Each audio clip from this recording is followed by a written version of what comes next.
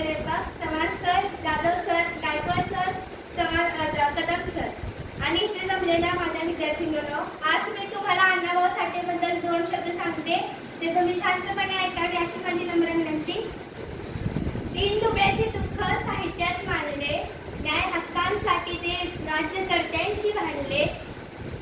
गरिबांचा आवाज अण्णाभाऊ साठे बनला, म्हणून तर आज हा सोन्याचा दिन आला. शब्दांची खाण महाराष्ट्राची शान, बहुजनांची आण अण्णाभाऊंची लेखणी आहे जगात देखणी. लोकशाही अण्णाभाऊ साठे एक समाज सुधारक, लोककवी आणि लेखक होते. 1.5 दिवस शाळेत जाऊन त्यांनी 35 कादंबऱ्या लिहिल्या मराठी.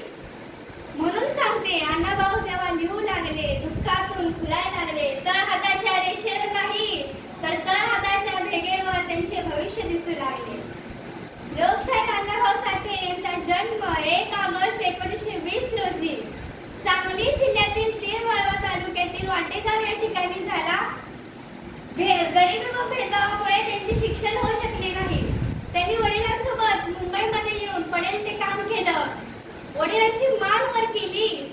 म्हणून सांगते, सादर आणि मान उच्च विचारसरणी, सादर आणि मान उच्च विचारसरणी, साहित्य क्षेत्रात नाव त्यांचे मोठे असे आमचे अण्णाभाऊ साठे.